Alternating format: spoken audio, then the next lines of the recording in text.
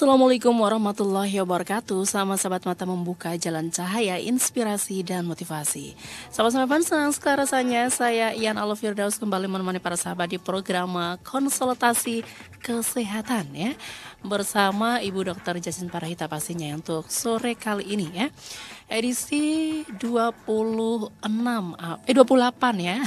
Tidak terasa sekali ya, 28 April 2014. Bagaimana kabarnya sahabat? Semoga hari ini lebih baik daripada hari kemarin, insya Allah. Sampai jam 5 nanti kami temani dengan belajar bersama lah ya sama Bu Dr. Jasmine Parahita, dan nanti bisa ditanyakan di konsultasi kesehatan. Kalau begitu langsung saya sapa saja bersama Bu Dokter. Halo, Assalamualaikum Bu Dokter. Oh, iya. Waalaikumsalam warahmatullahi wabarakatuh. Waalaikumsalam warahmatullahi wabarakatuh. Sudah masuk ya? Sudah Ibu. Gimana kabarnya Ibu untuk sore kali ini? Kayaknya udah lama sekali ya tidak bersua di konsultasi kesehatan. Hanya suaranya aja, tidak live. Tapi tetap aja menemani dengan suaranya ya. Kangen ya? Pastinya para sahabat kami pasti kangen nih. Live-nya kapan gitu. Aduh. Ini saatnya untuk live hari ini. Jadi nanti bisa bertanya-tanya langsung.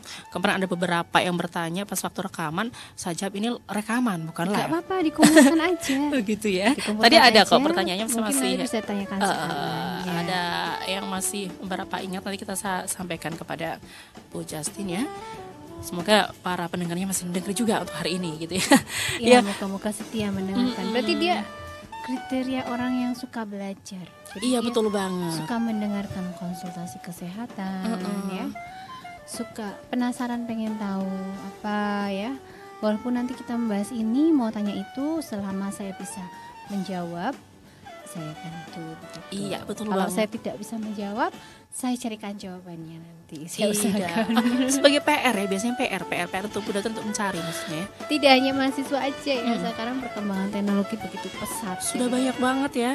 Kalau dulu waktu saya kuliah itu dosennya bilang, dosennya sama mahasiswanya pintar mahasiswanya malahan. Oh gitu ya? Iya, kalau Carinya dosennya gimana, udah tua, ya udah malas browsing. Kalau mahasiswanya kan sukanya apa aja dibuka gitu ya. Jadi semua browsing aja dan di bawah Google sudah tersedia, mau yang ini, mau yang itu, pokoknya ada semua ya Bu Dokter ya. Tapi di antara kalau kita teman sejawat ya, berbicara ngobrolnya kedokteran, tetap medis terus ya Bu ya. Kita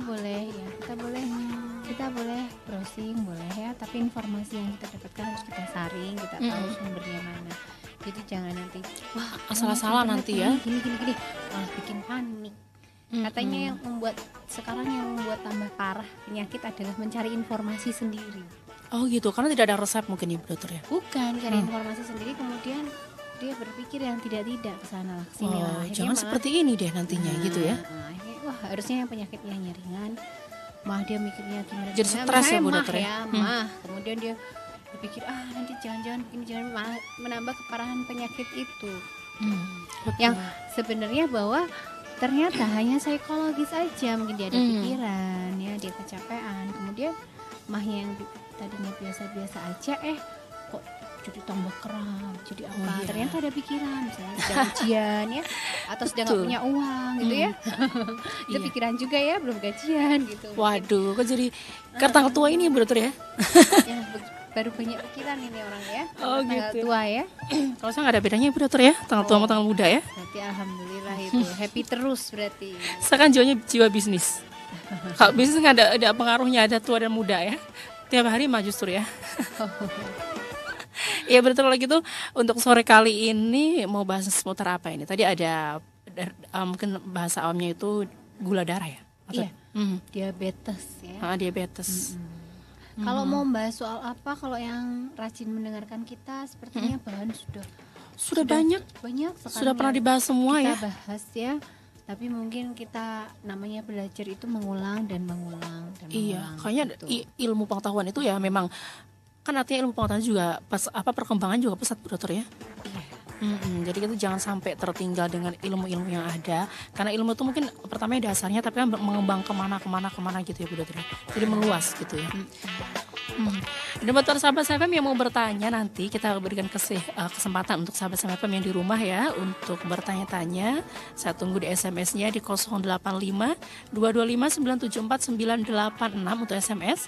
Teleponnya di 024 70 688 051 atau bisa telepon juga di 085 225 974 984. Ini nomornya banyak Bu, ada 3 line Bu Dokter. Oh iya.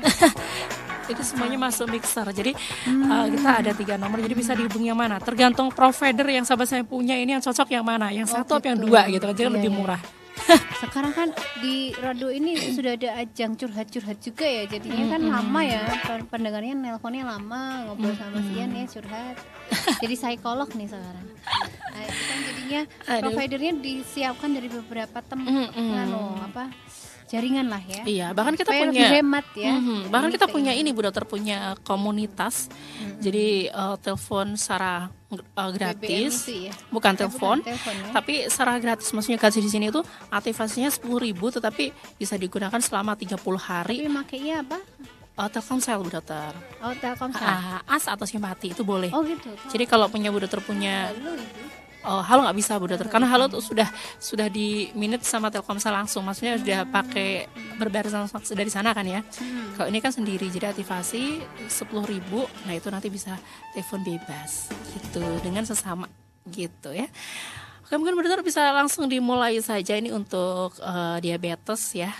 Kalau sahabat punya masalah atau bisa ditanya langsung, silakan Bu Dokter. Ya, mungkin alasan saya mengangkat masalah diabetes ini akhir-akhir ini saya menemukan pasien diabetes itu dengan usia muda. Jadi ada beberapa pasien saya yang datang kemudian usianya 30 tahun ke atas, dia belum mencapai 40.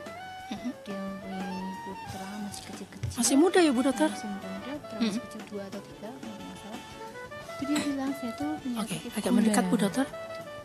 Agak mikrofonnya mendekat. Oh iya. Saya gitu, punya penyakit gula Bu, ya, diabetes.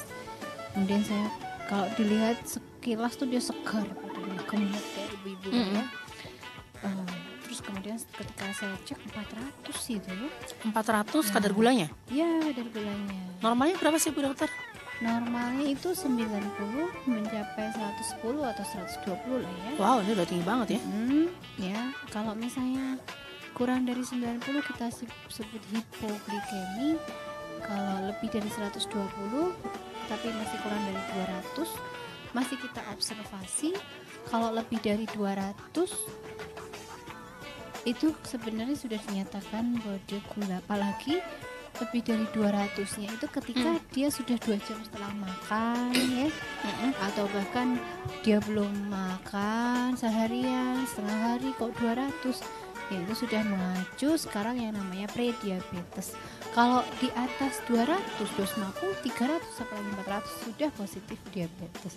Jadi untuk menyatakan bahwa seorang itu terkena suatu penyakit gula diperlukan 3 pemeriksaan. Jadi pemeriksaan gula itu ada 3. Pemeriksaan gula darah sesaat, ya saat itu juga. Jadi dia setelah makan biasa, habis makan ya. Sesaat itu habis makan biasa dengan porsi biasa. Jangan karena mau diperiksa gulanya yang tadinya 1 piring terus jadi 1 sendok atau 2 sendok ya. Nggak boleh ya? Nggak boleh, karena kebutuhan kalorinya kan segitu ya, seperti biasanya. Konsumsi seperti biasanya, misalnya dia menyukai teh manis, ya, tetap aja minum teh manis gitu ya. Teh manis. Kemudian kita cek ya. Kita cek gula darahnya berapa, itu adalah gula darah sesaat. Setelah itu 2 jam setelah makan ya, jadi pemeriksaan gula darah 2 jam setelah makan, postprandial ya kalau di laboratorium. Itu nanti kita setelah makan 2 jam kemudian dicek berapa gitu. Kemudian pemeriksaan gula darah puasa. Puasa dalam artian boleh minum hanya air putih, tidak boleh makan apapun atau minum apapun yang manis selama lebih dari 8 jam. Jadi kalau mau periksa gula darah puasa, saya sarankan dari jam 9 malam tidak makan, jam 6 pagi, jam 7 pagi dilakukan pemeriksaan. Jadi kan sudah 9 jam ya Bu ya. Itu dimaksudkan kenapa Bu Dokter bisa harus ada pemeriksaan yang puasa tadi? Udah puasa. Ya, itu untuk perbandingan, untuk observasi. Kalau pada pasien gula, dia tidak makan aja tuh tinggi. Misalnya dia gitu udah ya. puasa aja masih 200, apalagi setelah dia makan persis bisa 400, 500. Wow. Itu padahal puasa ya Bu Dokter ya? Nah, itu. Jadi untuk observasi. Jadi pemeriksaan gula itu ada 3 macam, itu untuk observasi. Jadi ketika ada orang habis minum teh manis persis gulanya 140 atau ya jangan langsung saya gula gitu. Bisa karena minuman yang barusan saja dikonsumsi, tapi memang bisa dia memasuki fase prediabetes. Jadi mungkin genetiknya dia ada keturunan diabetes ya. Kalau pada orang yang benar-benar bersih, dia metabolismenya masih untuk diabetes tidak ada, walaupun dia makan teh manis atau minum gula lah yang manis, dia tetap di bawah 120. Saya membuktikan sendiri mertua saya ya, yang laki-laki terkena diabetes, yang perempuan tidak. Gitu. Kemudian dua-duanya setelah sarapan dua-duanya saya cek. Yang kakung ya 300-an ya, 200 lebih lah ya. Yang putri, yang ibu yang tidak punya diabetes, dia normal aja 100, 110. Dan dia ya sama makannya dan minum teh juga manis begitu. Jadi ternyata memang yang satu tidak ada gula. Gitu. Berarti kalau punya gula itu, langsung makan manis langsung ini ya, ketahuan kadar gulanya berapa gitu ya Bu Dokter ya? Iya, jadi untuk pada penyakit diabetes itu musuhnya yang nomor 1 adalah gula ya, manis ya, gula, semua yang manis ya, coklat atau apapun, dan glukosa. Nah, yang menghasilkan glukosa itu apa gitu? Misalnya nasi itu kan karbohidratnya tinggi. Nah, betul. Makanan yang mengandung karbohidrat yang tinggi. Jadi disarankan pada orang diabetes itu bahwa dia harus konsumsinya separuh dari yang biasanya.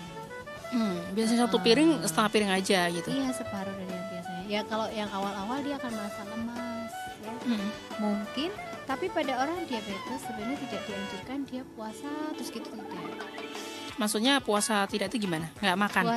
Puasa nggak makan terus gitu, atau melaksanakan puasa itu loh.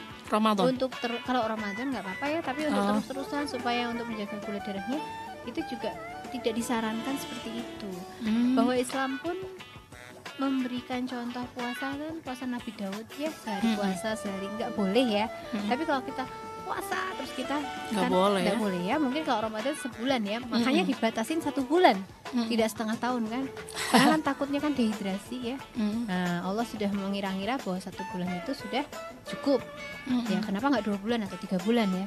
Tapi kan ada puasa yang lain, puasa Daud mungkin ya, Senin Kemis gitu ya. Senin Kemis, jadi orang tidak boleh yang tiap hari gitu, nggak boleh. Disarankan karena individual ya, takutnya terjadi suatu dehidrasi, malnutrisi ya. Terus pada pasien yang gula darah, pada umumnya pasien-pasien diabetes hanya mengetahui bahwa komplikasi diabetes adalah gula itu sangat tinggi. Padahal ada 2, gula itu sangat tinggi dan gula itu sangat rendah. Itu adalah merupakan 2 komplikasi diabetes yang paling sering terjadi. Bahkan yang sangat rendah ya, ada yang sampai 50-60, bisa terjadi suatu koma pada pasien. Iya, koma. Tidak jadi sadarkan koma diri. ya, luar biasa. Diakibatkan gula darah tadi Bu Dokter. Terlalu turun. Jadi misalnya orangnya terlalu turun. Orangnya diabetes, dia takut makan, dia nggak mau makan. Dia nggak mau makan, dia tetap minum obat. Jadi gula darahnya sudah turun, diturunkan lagi, akhirnya ngetrun. Jadi penting untuk pasien yang pada diabetes ya, pasien diabetes, bahwa ketika, jadi gini, obat diabetes itu membantu untuk metabolisme insulin ya. Jadi pada diabetes itu yang sering dijumpai, diabetes kan ada 2, diabetes yang tergantung insulin yang membutuhkan suntik insulin, Dan yang kedua adalah diabetes yang tidak tergantung insulin. Tapi biasanya yang dijumpai banyak-banyak adalah yang tidak tergantung insulin. Nah, itu bisa dibantu dengan obat diabetes. Nah, obat diabetes ini tugasnya adalah membantu menurunkan kadar gula darah. Caranya minum adalah banyak yang sekali yang salah ya, bahwa dia minum obat diabetes itu ketika setelah makan. Harusnya dimakan di tengah-tengah makan. Oh, gitu. Kalau perlu berapa suap makan, 1 suap, 2 suap, 3 suap, minum obat, kemudian dilanjutkan makannya. Jadi seiring dengan obat bekerja, makanan masuk, glukosa masuk, tidak terlalu tinggi. Oh, kalau biasanya kalau mau minum obat kan yaudah makan dulu, habis itu minum obat dulu, gitu ya. Kemudian minum obat, naik dulu, habis itu jeglek turun. Nah, itu untuk gimana ya ibaratnya, untuk keseimbangan tidak bagus gitu ya. Ya begitu aturan makan obat gula adalah di tengah-tengah makan. Kemudian kalau ada orang yang kalau puasa Ramadan kita kan ada sahur dan buka. Ya minumlah obat ketika sahur dan buka. Jadi kalau misalnya dia tidak minum obat, kemudian dia tidak makan, kemudian dia minum obat, kita lihat dulu kadar gulanya. Kalau kadar gulanya tidak terlalu tinggi, misalnya 250 atau hampir mencapai 300, dia tidak makan seharian, dia minum obat, takutnya nanti ngedrop. Gitu. Oh, jadi malah berbarengan antara ini ya, berapa suap nasi terus minum obat gitu ya Bu Dokter ya, bukan setelah atau sebelum gitu ya. Iya, dan obatnya itu juga disesuaikan. Jika gula darahnya masih 200 berapa, 300 ya, dosisnya disesuaikan. Ada yang jangka panjang, ada yang sehari sekali, ada yang sehari 2 kali gitu. Jadi orang diabetes itu pada umumnya susah ya kalau tidak mengkonsumsi obat. Oh, jadi setiap hari minum obat gitu ya? Karena kan mengkonsumsi makanan juga. Oh, jadi hidupnya harus penuh obat ini? Ya rata-rata seperti itu, seperti orang hipertensi. Ada yang tidak mengkonsumsi obat, tapi dia bisa menjaga makannya. Mungkin ya bisa ya, cuman tetap takutnya nanti gimana ya? Diabetesnya itu tidak bisa sembuh memang ya. Kalau orang terkena diabetes tuh, tapi komplikasinya bisa diperlambat. Kalau pada diabetes yang tidak terkontrol akan terjadi lebih cepat. Padahal komplikasinya itu banyak sekali, dari atas sampai bawah ada ya. Pembusukan kulit itu ya Bu Dokter, bisa ya? Itu kan kalau kulitnya terkena luka, kemudian dia tipe basah ya, ya akhirnya jadi busuk gitu kan. Emang ada basah dan tidak basah Bu Dokter? Kalau orang Jawa bilang, tapi kalau pada kita itu biasanya yang dimaksud itu mungkin insulin dan tergantung dan tidak tergantung. Kalau yang tergantung insulin, sudah tergantung insulin, dia biasanya lebih susah sembuh kalau mempunyai luka. Berarti ini lama begitu luka yang disembuhkan Bu Dokter ya? Iya, karena gangguan diabetes itu jadi harus ekstra lebih perawatan. Berarti bagi yang sahabat SMFM yang punya gangguan mesti harus berhati-hati ya, jangan sampai terluka ya. Apalagi tersehat-sehat peso ya, atau apalagi harus hati-hati. Jadi komplikasinya dari mata ya, bisa bisa glaukom, bisa katarak. Oh, bisa katarak juga ya. Kalau saraf, ini saraf bisa Bu Dokter, kalau saraf? Iya, bisa, karena kan retinopati ya, neuropati, badannya rasanya seperti tebal-tebal gitu ya, saraf kakinya terus tebal. Oh, kakinya. Berarti dengan tebal ini apakah nanti bisa menyebabkan kelumpuhan nggak sih Bu Dokter kalau penyakit gula ini? Kalau kelumpuhan itu kan disebabkan arteriosklerosis biasanya ya. Ya, kalau pada umumnya kalau pasien diabetes yang tidak terkontrol bisa sampai seperti itu. Oh, karena jadi gangguan saraf ya, akhirnya bisa terjadi suatu kelumpuhan, tapi jarang ya biasanya ya. Kalau yang sering dijumpai itu adalah ginjalnya Bu Dokter ya. Mata ya, itu biasanya ya, itu yang sering lah, yang sering. Jadi pada ada pasien diabetes harus benar-benar memperhatikan dietnya. Gula buatan pun tidak disarankan kalau memang tidak benar-benar kepingin, ya. Makan Jadi gula gitu seperti ya? yang di iklan bahwa keturunan diabetes adalah 6 kali beresiko diabetes, ya. Ya memang benar. Jadi makanya pada orang yang mempunyai riwayat tinggi diabetes harus berhati-hati dalam mengendalikan konsumsi gula. Coba kita bayangkan, saya hanya minum, berapa kali kita minum teh? Pagi minum, kemudian siang di kantor atau jajan pasti bilangnya teh manis, Teh atau hangat mungkin ya? jeruk manis, jeruk hangat ya. Oh, gitu. Semua kan menggunakan gula. Saya sendiri juga gitu ya. Walaupun saya membiasakan tidak teh, tapi jeruk sama aja ya pakai gula. Dari Iya. vitaminnya ya, jus tanpa gula rasanya aneh ya. Hambar. Aneh. Memang banyak terapi jus itu bagus sekali, tapi sebenarnya ada syaratnya tanpa gula gitu ya. Susah ya. Saya susah. pernah nyoba alpukat katanya menurunkan kolesterol. Pakai tanpa gula aneh. Rasanya gimana enaknya gitu? dikasih gula, dikasih coklat enak gitu. Iya Bu Dokter. Tapi Iya. kalau misalnya ini Bu Dokter, tahu bacem atau tempe bacem, Nah, itu itu kan mana dengan juga? gula juga kan. Oh, gitu ya. Masak, oseng-oseng gula juga. Kecap Bu Dokter, kecap. Kecap gula juga kan. Gula Jawa kan dari gula Jawa juga. Oh gitu. Kalau madu-madu Bu Dokter, madu. Madu itu juga sebenarnya kalau dikonsumsi tiap hari juga tidak bagus ya. Jadi ya, konsumsi bila perlu atau mungkin seminggu 2 kali gitu ya, jangan Oke. terus-terusan atau mungkin saat membutuhkan. Misalnya tidak sempat makan, terus kita harus ujian, kita harus otaknya harus terkena nutrisi ya, minum air madu langsung. Itu kan glukosa cepat langsung ke otak gitu. Tapi bagi penderita diabetes ini diperbolehkan nggak Bu untuk mengkonsumsi madu?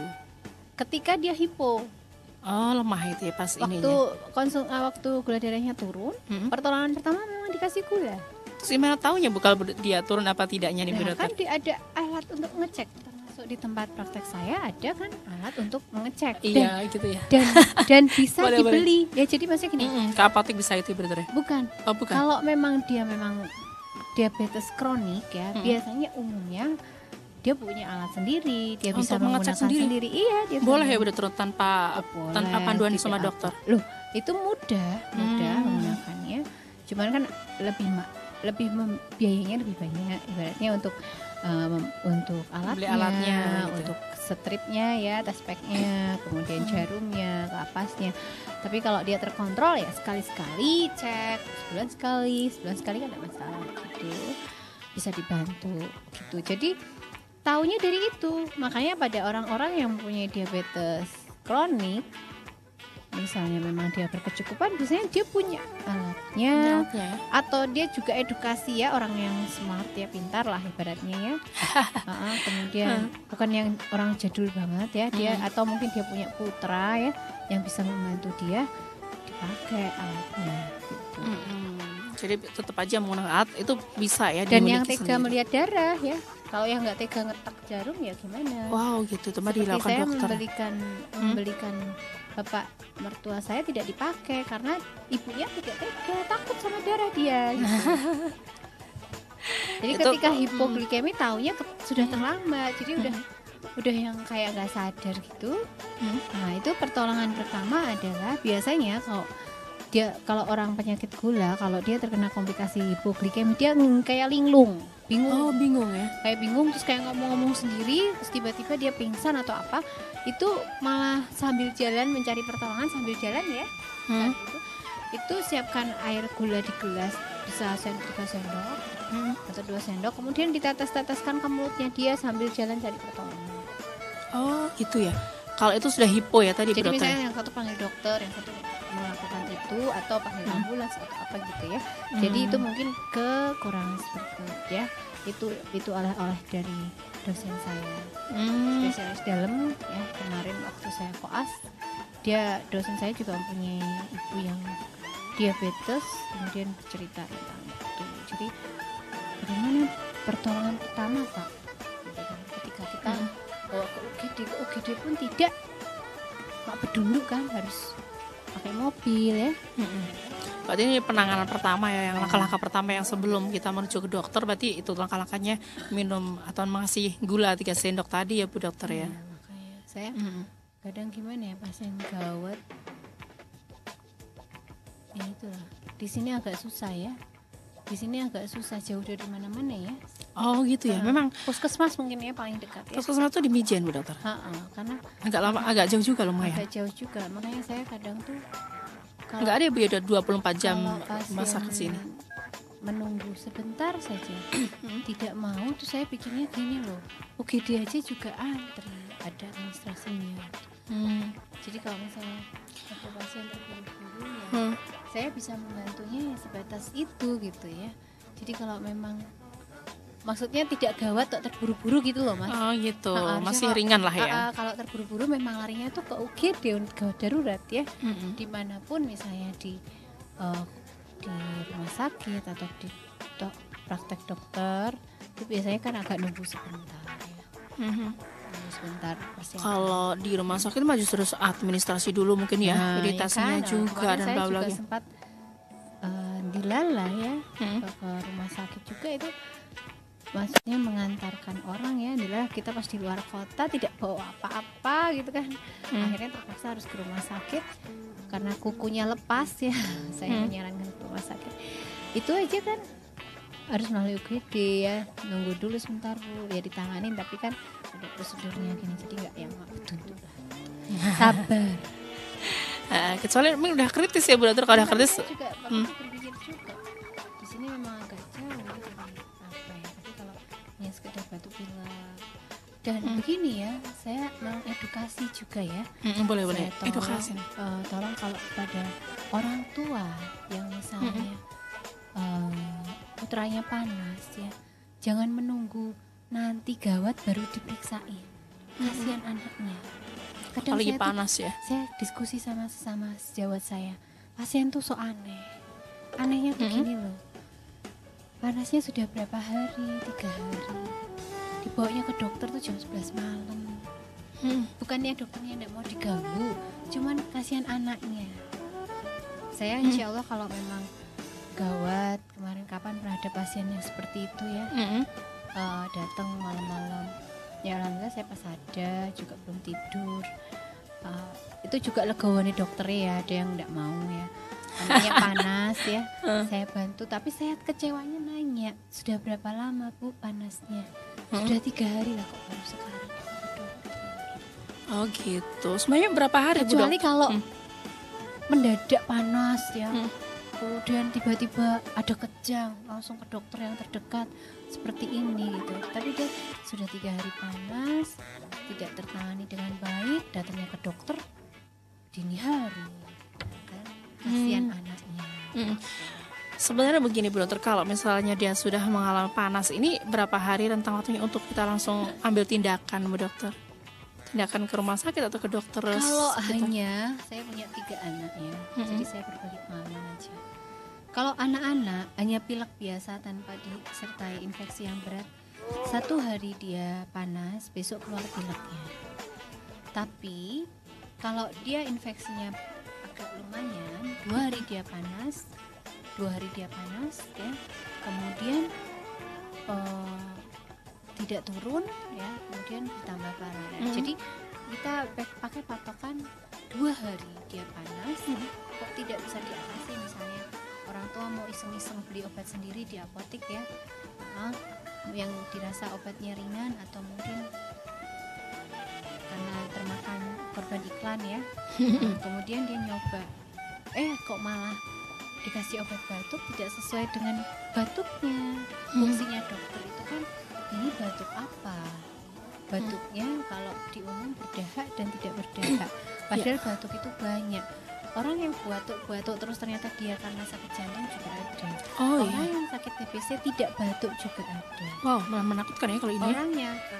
Orang yang batuk asma ada, orang yang batuk karena hanya dahaknya ada, orang yang batuk karena memang tenggorokannya kering tok ada ya. Jadi kan obat batuknya pun macam-macam, obat batuk untuk menekan batuk, untuk obat batuk asma, untuk pengencer dahak ya. Jadi kalau anak-anak apalagi masih di bawah 5 tahun, sebaiknya hati-hati, jangan sembarangan minum obat kalau saran saya. Karena saya banyak menemukan pasien yang sudah berapa hari? Bu Justin pasti rewel, suka nanya berapa hari gitu. Sudah berapa hari? Sudah panas berapa hari? Pasti gitu ya. Karena itu menurut saya penting, karena saya sudah membuktikan banyak pasien DB ada yang alhamdulillah selamat ya, tidak harus ke rumah sakit, mengikuti saran saya dan pertahanan tubuhnya bagus, ibunya sampai izin nggak masuk kerja untuk ngurusin anaknya, dipegang dengan bagus, makannya bagus, ini bagus, alhamdulillah. Saya rujuk ke spesialisnya cuma ngomong ngapain kesini, udah bagus, malah ditebakin jumlah-jumlahan, tambah-tambahan, udah habis itu pulang ke rumah sakit. Jadi dia sudah melewati masa kritisnya dia. Saya bantu dengan apa dan edukasi ya. Kemudian adalah jodoh lah ya. Kemudian alhamdulillah dia baik gitu. Oh gitu. Jadi, ya. Kita harus pengawasan ketat, kayak tadi juga ada masalah seperti itu. Saya kasih edukasi juga. Beratnya dokter harus memberi edukasi. Kalau dokter tidak memberi edukasi enak loh. Diem aja gitu kan. Diperiksa kasih obat udah suruh pulang ya Bu Dokter ya. Apa namanya? Bahwa anaknya harus benar-benar diperhatikan oleh orang tuanya, siapa yang memperhatikan. Kalau tidak orang tuanya atau orang-orang terdekatnya ya. Wah itu. Waktu itu seperti ini ya, orang tua zaman sekarang ya, banyak membantu termasuk saya ya. Karena kita memang harus punya asisten lah untuk membantu kita, tapi tidak melepaskan. Waktu itu suami saya misalnya dia berpikir bahwa kita sudah bayar, apalagi bayarnya lumayan, semua tugas serahkan dia, kemudian serahkan ke itu ya, nggak bisa. Karena apa? Ketika nilai anak jelek, siapa yang malu? Siapa yang rugi? Kan bukan pembantu, orang tua kan.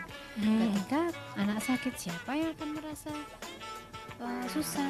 Anak juga. Jadi ketika saya bilang, oh iya ya saya sharing aja untuk orang tua ya, mungkin artinya tetap berperan ya Bu ya, orang tua harus tetap mengawasi. Memang kita tidak bisa lepas dengan kita harus bekerja, kita harus bersosialisasi, kita banyak urusan ya, tapi kita harus pengawasan juga, harus diawasi. Nggak bisa edukasi apalagi yang zaman sekarang gitu ya, edukasinya HP ya atau smart TV ditontonin yang aneh-aneh gitu ya malahan ya. Atau ya kemarin itu ya internet ya, gitulah, korban internet gitu ya. Apalagi yang orang tua tidak bisa mengawasi, lihat internetnya di luar, nah itu harus hati-hati. Warna juga bisa udah ya. Saya kemarin heran loh, ada satu stasiun TV ya, berbagi sharing juga ya, bahwa saya kaget bukan main, bahwa dia meliput tentang seorang laki-laki yang ya pokoknya dia berhubungan dengan banyak wanita. Kemudian itu pemicunya ketika dia masih kecil dia melihat gambar. Nah itu berhati-hati tuh ya, porno itu ya bro termasuknya. Orang tua harus berhati-hati. Ketika dia masih kecil dia melihat gambar, saya mikirnya aduh lah sekarang gimana ya, orang anak-anak sekarang pada pinter banget browsing, bawanya handphone yang smart gitu, smart handphone yang pinter-pinter itu ya. Saya aja tuh penahan tidak memberi HP anak saya, dan alhamdulillah sekolah anak saya tuh tidak boleh anak membawa HP. Jadi kalau belum SMP belum dikasih, tapi nggak tahu sekolah lain. Jadi kan ketika aku beliin HP, kita bisa sebagai orang tua memberikan HP ya, tapi maka nanti digunakan dengan baik ya kan. Nah, apalagi kan bisa browsing, bisa apa ya, harus dipantau. Ternyata dengan hanya melihat ketika masih kecil, dia mengaku bahwa ketika umur saya sekitar SD atau SMP ya, padahal udah agak gede ya dan dolor ya itu ya. Itu dia melihat gambar itu, karena faktor itulah sampai saat ini, sampai dia tua dia jadi mania. Dia terbawa begitu, kecanduan mungkin ya gitu ya bilangnya. Berarti saya pikirannya aduh kacau bangsa Indonesia, benar, apalagi sekarang ada kasus pedofilia itu. Pedofilia termasuk orang-orang yang seperti itu ya brother? Ya, jadi kemarin saya menonton di televisi bahwa orang pedofilia itu otaknya seperti kalau di CT scan tuh ya, yang masuk ke ruangan gitu kan, itu katanya otaknya itu seperti orang terbentur habis kecelakaan. Otak, mungkin kapan lagi kita itu bahas pedofilia itu tadi. Tapi yang penting tahu artinya dulu bahwa pedofilia itu adalah orang-orang yang menyukai anak-anak. Ya. Maksudnya anak-anak? Iya, menyukai anak-anak, seksnya gitu. Bukan sesama ya, maksudnya sebaya atau? sesama itu Normal. namanya homo. Oh gitu, enggak maksudnya Homo. sesama besarnya gitu maksudnya, Oh remaja. enggak, pedo itu kan artinya ke anak-anak, orang Oh. dewasa ke anak-anak. Oh gitu. Ini laki-lakinya atau Bisa kemarin kan waktu yang sekolah itu kasus bisa laki-laki bisa perempuan, tapi umumnya laki-laki. umumnya laki-laki ya? Ternyata ada yang perempuan kan, ada yang perempuan, tapi yang perempuan tidak ditindaklanjutin gimana? Karena Berarti kalau perempuannya sama laki-laki anak-anak gitu? saya kurang tahu kalau itu bisa laki bisa perempuan ya itu ya. Oh gitu ya? Itu Oh. tergantung dianya ya. Jadi mungkin kapan-kapan kita akan bahas ya. Ini kita bahas tentang penyakit. Penyakit kan tidak hanya biologis aja, psikologis juga ada. Iya. Tapi ya saya berpesan bahwa ya kita harus lebih berhati-hati memang ya, tidak mengira lah. Kemarin saya melihat di televisi pembahasan tentang itu kencang banget. Jadi ternyata sudah banyak banget terjadi seperti itu. Jadi gimana ya? Memang anak-anak Harus diajari. dipantau gitu juga ya? Dan itu juga faktor pemicunya juga itu, misalnya anak harus diajari kesopanan. Jadi misalnya kalau mandi harus di dalam, Nah, jangan tidak di luar ya? boleh bareng-bareng. Setelah mandi mungkin ditutup, keluar kamar pakai baju di kamar. Kalau kita kan mungkin merasa orang dewasa bahwa anak-anak itu adalah anak-anak, nggak ada yang tertarik sama anak-anak, bukan biasa aja lah. wanita seksi. Karena belum balik atau apa gitu mungkin ya? Nah sekarang malah aneh kan, wanita seksi banyak, malah yang dicari anak kecil, lucu toh. Ada aja baru ini. Oh iya benar ya. Iya, Oke, ini karena waktu kayak itu juga bisa memacu ya, bisa memacu juga. Jadi biasakan jangan mandi di luar, yang dilihat orang. Ya di dalam masih kecil ya, walaupun masih kecil. Takutnya Jangan- nanti ada yang orang lewat entah apa, kita nggak tahu jelas asal muasalnya ya. Jadi melihat anak terus tertarik gitu kan. wow Jadi, gitu. nggak tahu lah. Ternyata film-film barat yang dibikin orang barat tuh realitanya ada di Indonesia sekarang. Saya dulu pernah nonton, maksudnya film barat yang tentang psikopat atau apa gitu kan ya. Ternyata sekarang Indonesia Juga payah ada. ya. Oh, atau mungkin bibit-bibitnya dari orang barat. Seperti Sehingga HIV AIDS tahu kan, katanya itu dimasukkan ke Indonesia kan karena wanita kiriman. Dikirim ke Papua. Saya diceritain itu. Dulu Indonesia kan tidak ada HIV AIDS dulu ya. Kemudian pertama kali yang mencetuskan HIV AIDS adalah kiriman, entah kiriman siapa, kirimnya ke Papua, makanya kan endemisnya di sana. Paling banyak ya. Kemudian akhirnya oleh bapak-bapak dikirimkan ke ibu-ibu dikirimkan ke anak-anak, akhirnya terus Sampai sekarang udah tambah banyak ya sekarang ya. Waduh. Memang cara orang untuk merusak negara itu tidak hanya perang. Gampang sekali ya ternyata ya, dengan hanya sebatas itu saja bisa imbasnya kemana-mana, gitu ya. Jadi orang tua zaman sekarang berat. Jadi harus bukan hanya kesehatan yang diperhatikan, semuanya ya. Semuanya dari sektor, Gaulan. beberapa sektor ya. Ya mungkin ada yang gini, Dokter Justin galak ya, kalau anaknya habis maghrib nggak boleh main.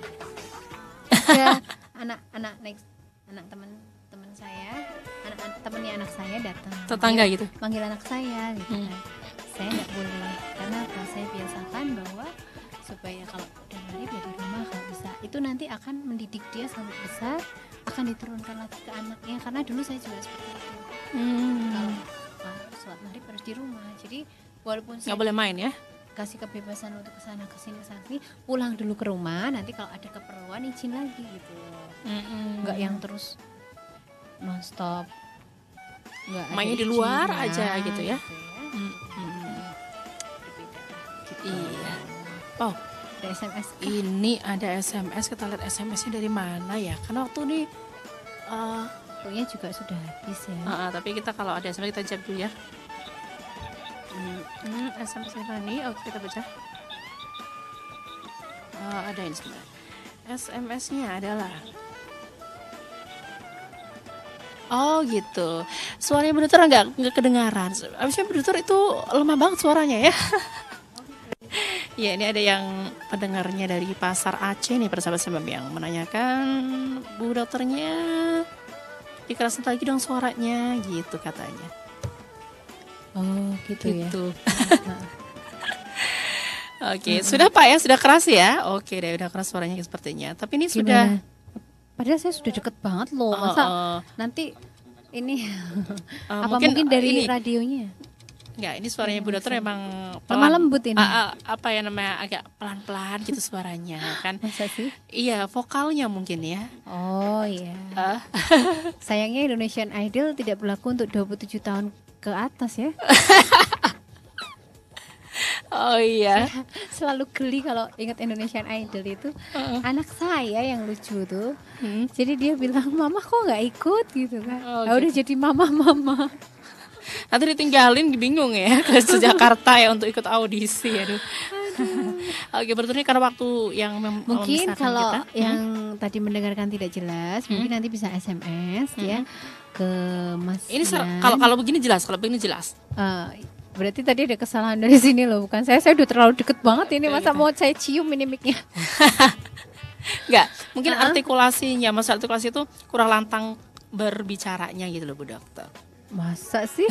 Nah, ya biar terperhatikan, biar konsen gitu loh. Oh gitu ya. Kalau orang marah-marah itu ngomel, kok kan nggak ada yang dengerin. Tapi kalau ngomongnya sebentar tapi pelan kan malah masuk ke hati ya. Nah, jadi kan maksud saya kan saya pelan-pelan menjelaskan. Biar jadi masuk ke hati fokus, gitu ya. Biar fokus. Biar radionya ini ditempelin banget ke kuping gitu ya. Nggak untuk disambi-sambi jalan-jalan, sambi-sambi apa namanya main-main game gitu ya. Termasuknya jadi, gitu ya. Oh tadi apa sih?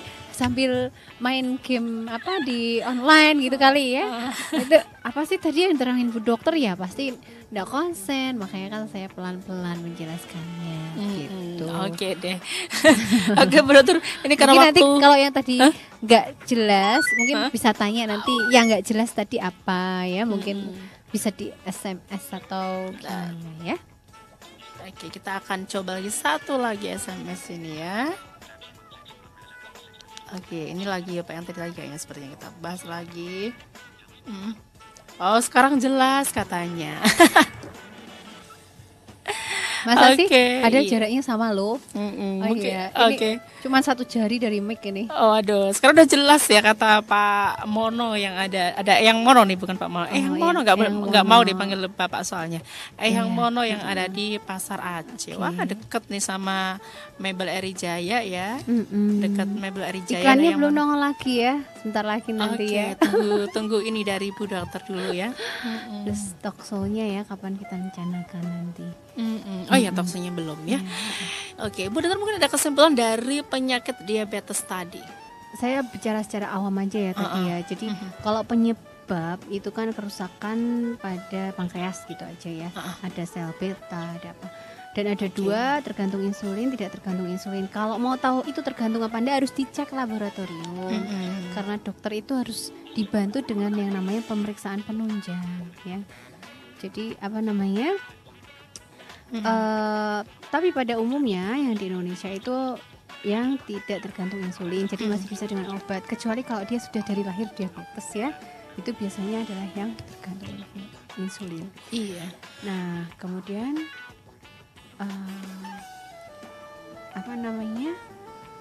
Ya untuk pasien diabetes memang sudah dikurangi ya, sudah dikurangi jatah makannya harus ya. Ibaratnya harus bisa mengendalikan hawa nafsu. Hawa nafsu makannya banyak maksudnya. Hawa nafsu makan yang enak-enak ya. Jadi dikurangi, porsinya dikurangin aja. Masih boleh makan daging, masih. Pantangannya nomor 1 adalah manis gula ya. Manis apapun, gula apapun, misalnya buah ya. Ada yang ngeyel. Kalau buah-buahan kan nggak apa-apa gitu. Buah-buahan itu gulanya fruktosa. Sama ya. Kalau berlebihan tidak boleh. Kalau mungkin kayak di rumah sakit ya, kalau ngasih makanan tuh saya mengamati bahwa ada nasi, kemudian ada sayur, kemudian ada buah kan cuma 1 lepek gitu ya. Nah itu boleh 1 lepek atau 1 iris itu boleh. Pisang juga cuma 1 ya. Dan itu 1 jenis gitu. 1 jenis itu masih pisangnya 1. Dalam 1 kali makan besar itu pisangnya 1 pisang gitu kan. Kalau bisa pada pasien diabetes ya dimakan separuh, atau kalau memang dia makannya nasi terlalu sedikit makan 1 enggak apa-apa. Jadi silang saling mengganti ya. Atau nggak usah makan nasi, makan buah aja. Sepertinya bisa, cuman tetap sehari itu kita membutuhkan karbohidrat ya. Saya kemarin ikut seminar juga. Kalau pagi boleh tidak makan nasi, tapi kalau siang, kalau bisa disarankan kita makan nasi karena otak membutuhkan itu. Oh gitu. Kalau malam tidak makan nasi lagi tidak apa-apa. Jadi makan nasi sehari sekali boleh. Kalau memang dia bisa melakukan diet itu tidak masalah. Tapi ya jangan nyemil terus, nggak bisa berhenti, ya? Sama aja.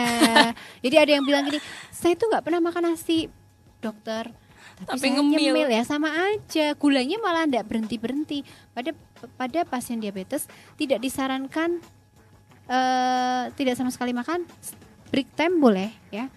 Jadi snack time itu boleh, tapi yang sedikit gitu. Karena kan dia nanti takutnya hipo. 2 jam, 3 jam dia harus makan. Walaupun hanya seiris roti atau apa, itu snack time. Nanti makan besar, snack time lagi, jam 4 makan lagi apa yang kecil gitu. Seperti itu. Dan disarankan membawa permen manis.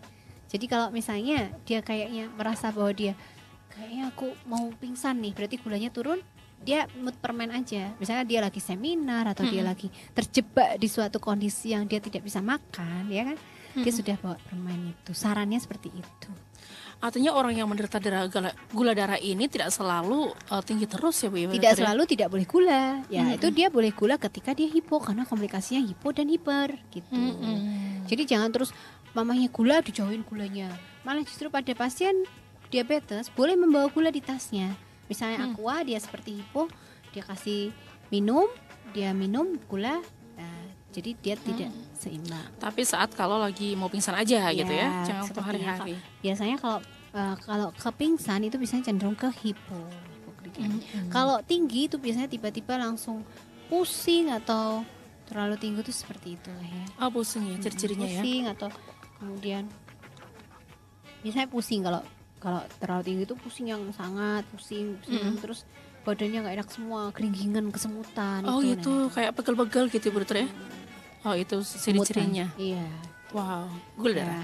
Yang penting secara awam saja yang saya jelaskan bahwa itu karena gula memang tidak bisa disembuhkan tapi bisa dikontrol. Jadi sekarang dokter tidak bisa dibohongin dengan kalau mau ke dokter nggak usah makan dulu biar gulanya nggak tinggi. Oh dokternya ngorek-ngorek nanti. Cek itu namanya cek apa ya, saya agak lupa, bahwa ini bisa menunjukkan bahwa ini gulanya terkontrol atau tidak. Jadi khusus ke situ, khusus ke itu. Jadi ketika kadang kan banyak tuh yang seperti biar nggak dimarahin dokternya pas mau periksa nggak usah makan dulu. Puasa dulu gitu. 2 jam mau nanti berangkat kan ke dokter. Sama dokternya. Ya hari itu mungkin, tapi dokternya terus pemeriksaan penunjangnya ditulis pemeriksaan untuk mengontrol apakah gula ini terkontrol apa tidak. Pasien sudah tidak bisa bohong, ini bapak tidak pernah minum obat ini, gulanya ternyata tidak bagus. Berarti punya penyakit gula ini harus selalu minum obat ya Bu dokter ya? Karena saya dari dunia medis, karena dunia medis itu bukan menyarankan ke obat ya, memang kita belajar, kita karena sudah terjadi suatu kelainan, karena sudah terjadi suatu penyakit dan pertolongannya memang obat ya, kita sarankan, kita anjurkan mengkonsumsi obat. Tapi misalnya orang itu takut ya, takut banyak ada misalnya ginjalnya gini-gini, mungkin bisa dibantu dengan yang lain, misalnya minum air putih yang banyak ya. Atau mungkin supaya tidak terlalu sering minum obat ya gulanya harus dikontrol, jadi minum obatnya hanya 1 hari 1 kali, tidak jadi 3 kali atau 2 kali gitu. Oke Bu dokter, karena waktu yang mesti harus kita pisah dulu ya di konsultasi kesehatan, tapi masih ada waktu hari Jumat dan setiap hari Senin tentunya di Radio Sama FM di konsultasi kesehatan. Buat para sahabat-sahabat yang mau bertanya, kami tunggu, bisa di SMS kan, meskipun di luar konsultasi kesehatan bisa ya. Nanti kita akan sharekan kepada Bu Dokter Jasmine Parahita. Ya, harus kita untuk diri aja Bu Dokter ya. Oh iya dong, waktunya nggak cukup. Nggak masalah, banyak banget yang dibahas nanti ya. Edarnya saya Ian Alfris untuk diri di ruang dengar sahabat. Saya Dokter Jasmine Parahita bersama anak saya Eskada ya. Wow Eskada, halo Eskada. Kapan-kapan nanti siaran ya Eskada. Boleh ya. Anak-anak ya. Saya tunggu deh Eskada ya. Bilbina ya. Oke. Anak yang kedua ya. Iya. Eskat ini dia sudah sarjana kedokteran ya. Eskat ini. Nanti mau dijadikan ke dokter Bu nanti tahun berikutnya. Regenerasi. Insya Allah. Insya Allah. Ini Saya membebaskan anak saya untuk menjadi apapun, yang penting berkah. Oke, ini anak kedua ya? Oke, terima kasih Bu Dokter atas kerawuhannya, atas kehadirannya di Radio Sama FM di Konsultasi Kesehatan. Insya Allah kita ketemu lagi di Jumat depan ya, pukul 10 sampai pukul 11 siang. Oke, akhirnya mari kita tingkatkan iman dan takwa kita kepada Allah Subhanahu wa taala. Sampai jumpa di puncak kemuliaan. Wassalamualaikum warahmatullahi wabarakatuh.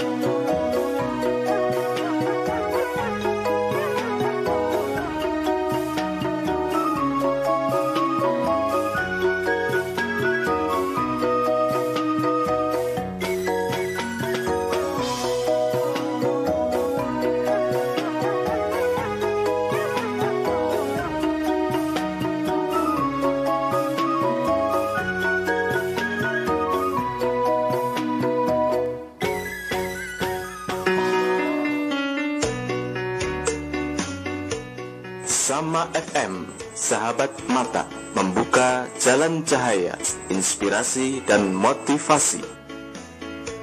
Dengarlah hai sobat, saat kau maksiat dan kau bayangkan ajal mendekat, apakan kau buat, kau takkan selamat, pasti dirimu habis dan tamat.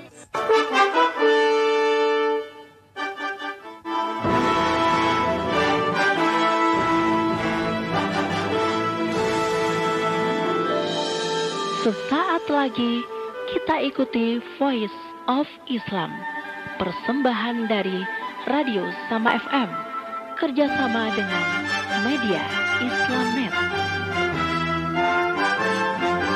Selamat mengikuti.